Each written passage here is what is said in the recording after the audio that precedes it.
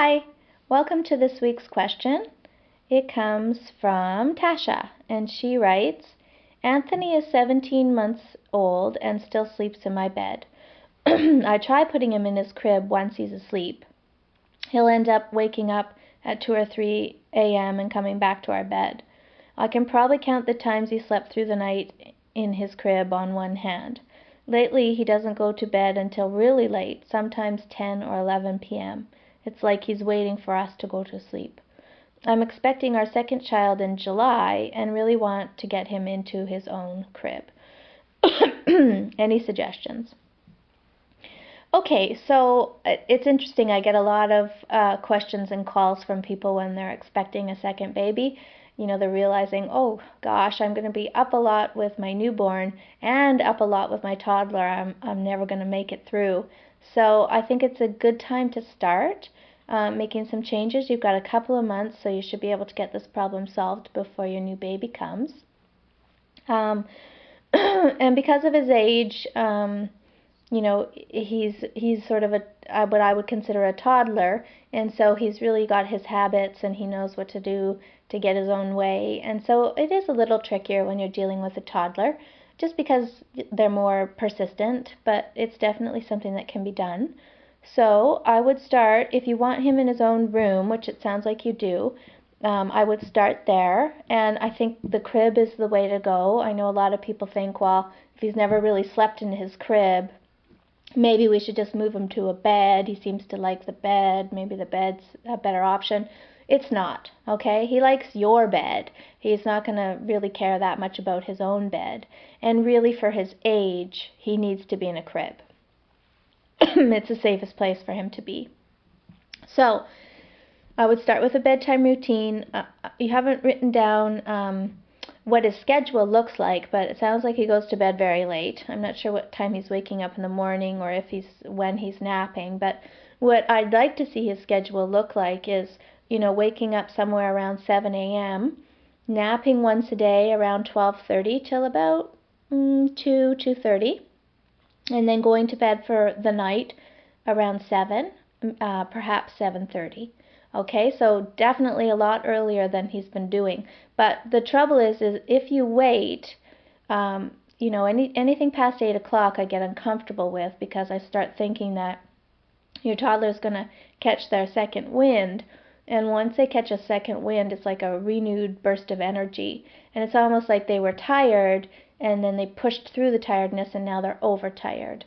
And overtiredness for toddlers looks like exactly like hyperactivity. They're very energetic. They're often very fun to be around. They're often in a great mood, but they're really sort of wired, and then it's harder to get them to go to sleep. So I'm guessing on the nights where he's going to bed at 10 or 11, it's more a case that he was overtired, and now, you know, a second wind is kicking in, and he's really raring to go. So move bedtime up, definitely. Start with a nice, you know, half-hour routine or so. I'm not sure exactly how he gets himself to sleep at bedtime. It sounds to me like one of you most likely lays down with him. He falls asleep, and then you try to leave for a little bit. So he's definitely got an association with you and sleep, or a person and sleep. I'm not sure if he has any other props. You know, if you're doing anything like nursing still or bottle feeding, or if there's a soother involved, those are all things that should be eliminated as well. No point replacing one problem with another. So do your bedtime routine. A good one is give him a 10-minute bath, get his pajamas on, brush his teeth, go into the room for story time. And I would move story time to his actual bedroom. Maybe there's a chair in there you can sit in, or even if you put pillows on the floor, you can make a little story corner. Do about 2 or 3 books together, and then it's time for nighty-night. So into the crib he goes, and you kiss him goodnight and turn off the lights. And then I would suggest, because he's so parent dependent when it comes to sleep, I think it would be too much of a transition to just leave the room and do any kind of leaving and checking. That might be really anxiety causing for him, because he's so used to your presence while he sleeps. So I would have one of you sit in the room with him beside the crib. If he's standing, you try lying him down a few times, but if he's not responding well, meaning he's not staying down, he keeps jumping back up, then just let him stand, let him walk around the crib a little. You could try coaxing him down instead, pat the mattress, say, Anthony, lay down, it's nighty-night. And you can do a little bit of careful touch. If he does lay down, thank you for laying down, give him a few pats, stroke his cheek a little. Be careful, because you don't want to lull him to sleep with patting, because, again, it's just replacing one problem with another. And stay until he's asleep, however long that takes. If it's a really long time, you can try switching off with your partner. Maybe you stay for 15 minutes and then your partner comes in for 15, and you can alternate back and forth. It's a tough job to be the only one that sits in the room with the child. It can be really exhausting physically and emotionally. So use your partner as much as you can. And often, especially if Anthony's focus is always mom in the night, by letting dad take a turn and being the one who stays present while you make this transition, I often find 9 times out of 10 that this goes a lot better for dad. He might initially be less happy to see dad in the night, but I just find that it resolves a lot faster. I mean, if you're in the room, he's sort of fussing and whining, and it's going on for 45 minutes, whereas if dad's in the room, he's pretty mad initially, but he's back to sleep in 10 minutes. So let your partner take turns with this, and you do want Anthony to know that these are the new rules, and they apply to both mom and dad, or babysitter, or grandma. Whoever is the person putting him to bed, the rules are the same, okay? And so, again, the stay in the room method is outlined in the book, but you're going to stay for 3 nights right by his crib, and then 3 nights further away, maybe 4 to 5 feet away, being a less interactive and doing less touching, so you can still go over to the crib, but then go back to your chair. And then 3 nights by the door, and then depending on how things are going by night 10, try leaving altogether and just coming back every 5 or 10 minutes if he's still uncomfortable, or just scooching slightly out of view for a couple of nights, so he kind of gets a slow transition from you being in the room to being slightly out of view to all the way out.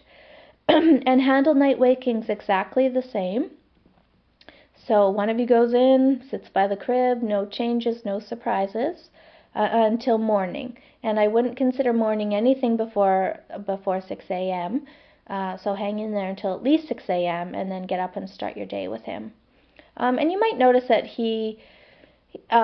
because it's a fairly substantial change to his bedtime or nighttime environment, you might notice that he needs a little more cuddles during the day, or he might need a little more attention from you. And just lay it on thick. Be really supportive and understanding that he's going through a fairly major change to his sleep habits, and be as supportive as you can throughout the day. And once he's sleeping better, that will all resolve.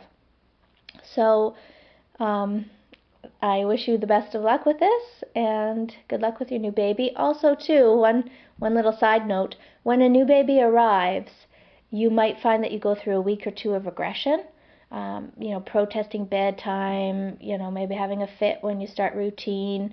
Those are all in response to the new baby.